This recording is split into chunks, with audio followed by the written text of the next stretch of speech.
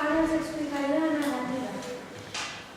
La narrativa inclou tota la literatura escrita en prosa i té l'objectiu d'entretenir al públic narrant una història. Aquí tenim un petit esquema. La narrativa inclou tota la literatura escrita en prosa, com he dit abans, com el conte, narració curta.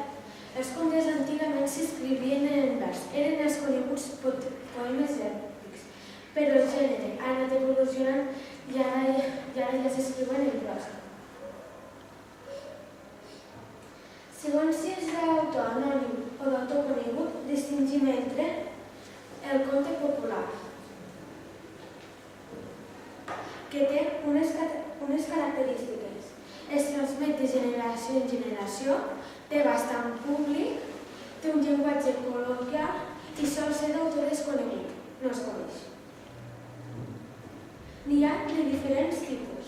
El conte no literari, que són anònims, com he dit abans, no es coneixen. És de caràcter oral i té la finalitat d'entretenir, o sigui, no avorrir al públic. La rondalla. La rondalla s'escriu en passat, o sigui, relata uns fets un temps molt llunyà. És d'autor anònim, com he dit abans. I hi ha fets fantàstics imaginaris, o sigui, impossibles. Després també hi ha la llegenda, que pot ser real o pot ser cert. El que vull explicar aquí és que hi ha fets reals i fets que no ho són. N'hi ha de dos tipus. Clarament fantàstiques, que són on surten fades, gegants, trolls, de tot. I sobre la història d'un país, com per exemple aquí batea la llegenda de Cassola. Suposo que tots la coneixeu. Ara us explicaré la faula, que relata fets meravellosos. I hi ha una sèrie de personatges. Hi ha el bo, que és petit, però sempre el més intel·ligent. I després hi ha el dolent, que és sempre el més gran, però el més ximple. I hi ha també una moralitat, que ens ensenya alguna cosa, un aprenentatge.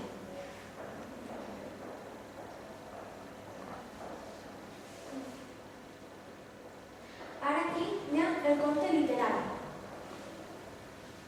que també es caracteritza perquè és d'autor conegut.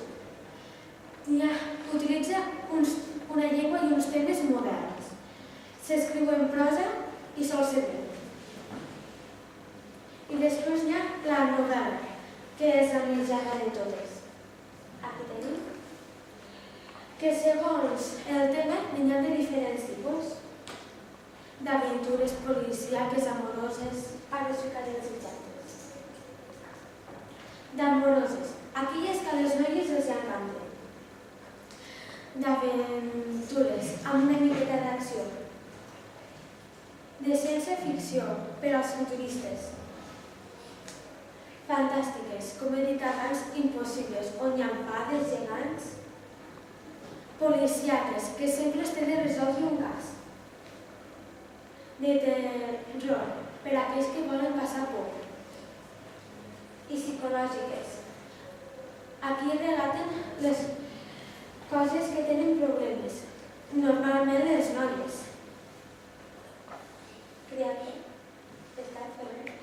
Gràcies.